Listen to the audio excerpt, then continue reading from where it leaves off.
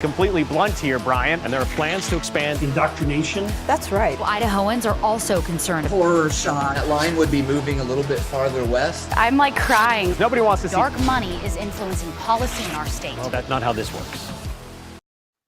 Well, hello there and welcome to Nowhere to Hide.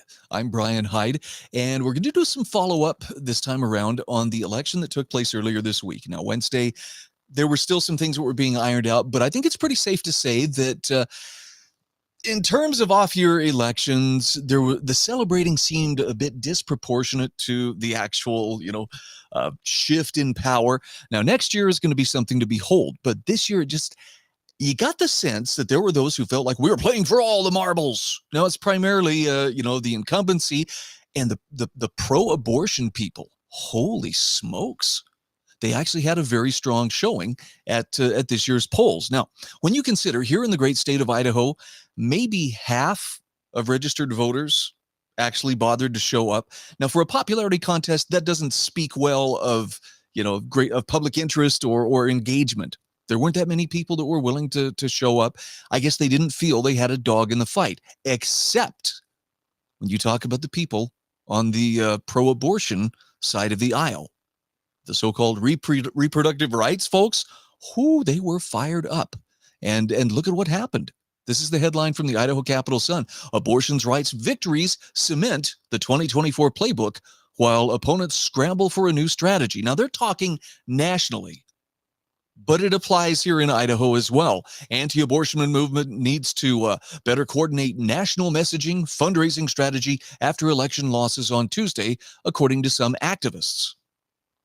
So it puts the Republicans in a little bit of a quandary. And actually, it puts the rest of us as voters, whether Republican or not, in a bit of a quandary as well. So I wanted you to see some of the reactions. And, nationally, Ohio said, yes, we want to amend our state constitution that says abortion on demand right up until birth.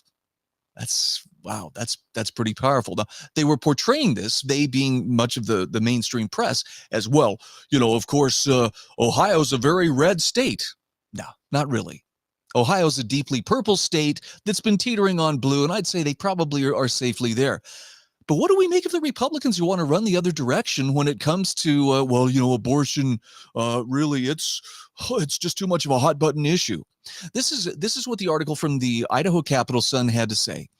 Anti-abortion leaders, okay, you don't even call them pro-life. No, anti-abortion leaders woke up Wednesday to the sobering reality that abortion rights remain the nation's predominant political issue.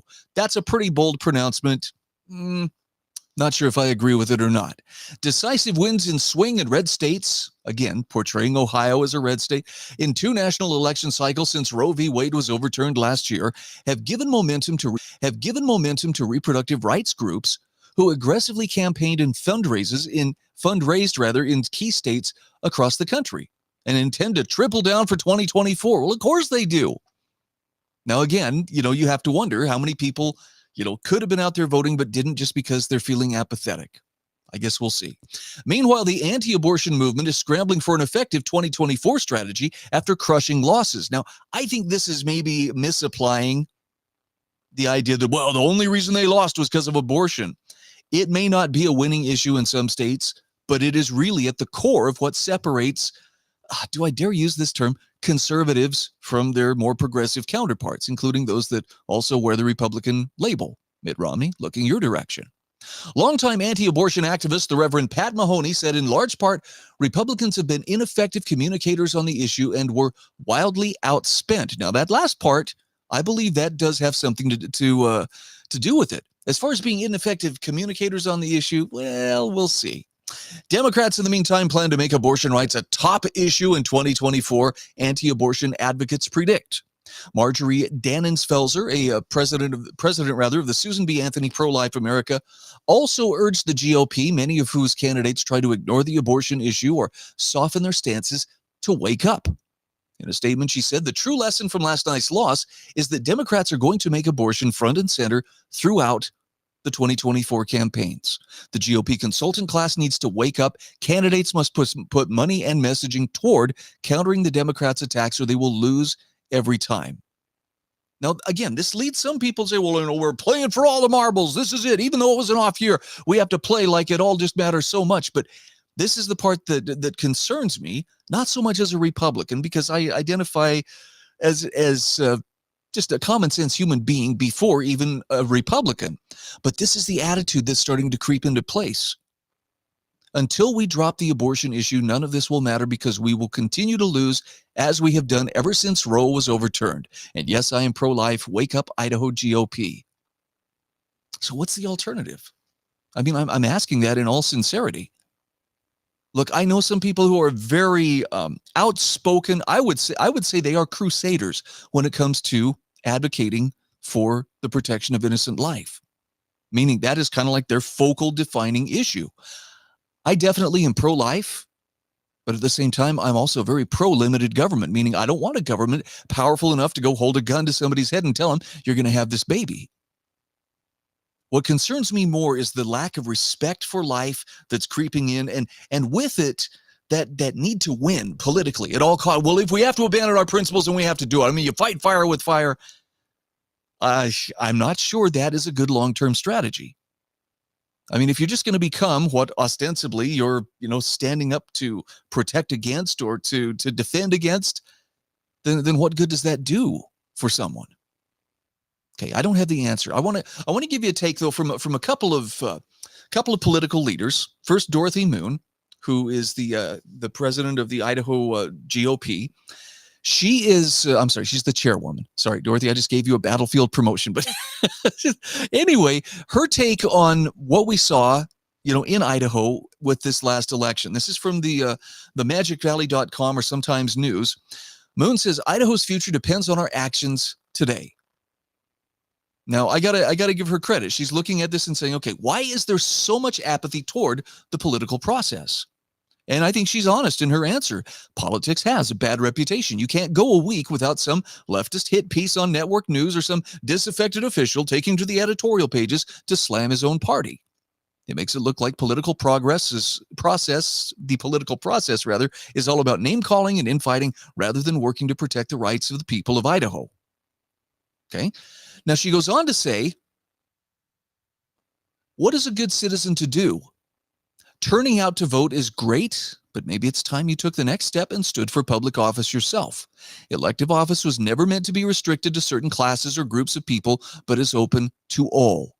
Voters are desperately looking for men and women who practice what they preach and truly serve the people rather than the special interests. Now, I got to tell you, I'm probably a lot less optimistic, but then again, I don't work closely with the GOP like Dorothy does. I really question whether or not the political system can be redeemed.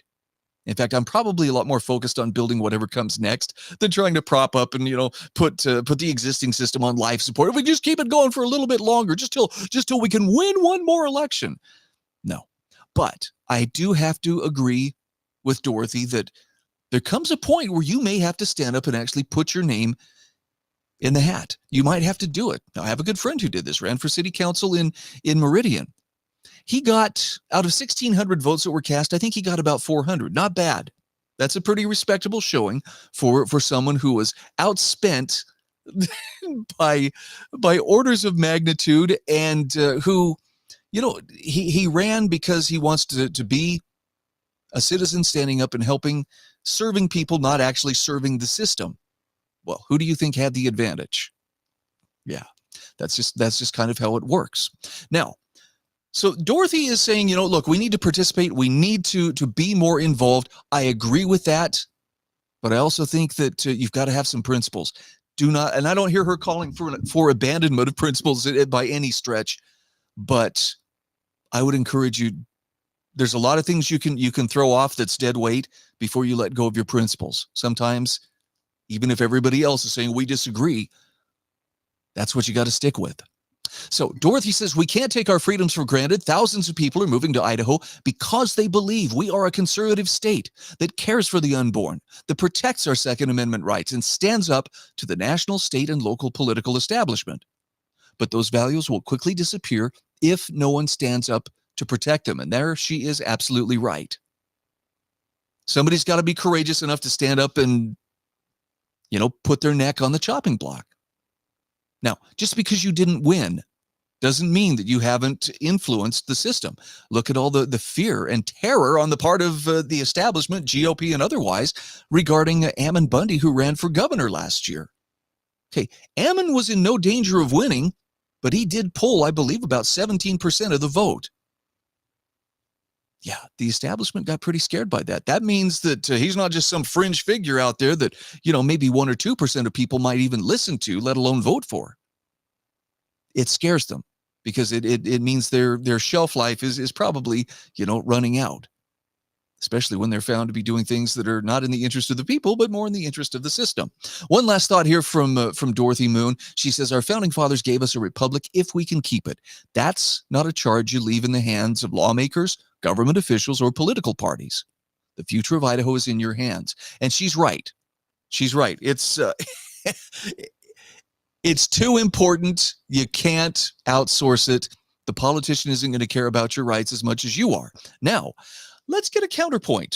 Here's someone who's feeling very, very flush with victory. That would be Lauren Necochea, rather.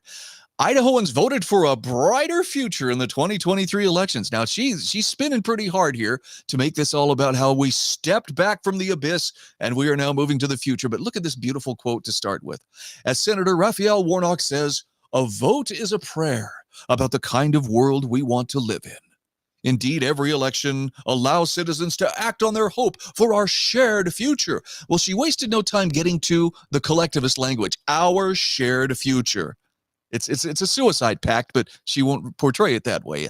Our shared future, comrade. So here's the rest of what she has to say here. With far-right extremists getting louder, more numerous, and more brazen in Idaho and Congress, many are deeply worried about the future. Many who? Many what, Lauren? Many political operatives such as yourself? Please go on. Today's Republican Party seeks to divide us based on our differences. You mean the one that people go around forcing other people to acknowledge? Use my pronouns or else. It puts profits over people. Oh, there's the greed angle, right? How dare you be prosperous or work or have capital? Erodes our public institutions for not performing as they have promised and takes away our freedoms. How, pray tell? Well, she's talking about our freedom, meaning the governing class's freedoms to tell you what to do.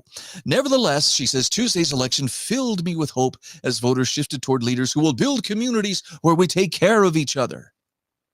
It's so lofty.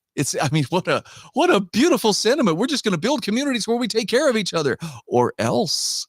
Meanwhile, she says, voters are starting to realize that Republican endorsements often signal the most extreme far-right candidate in a race.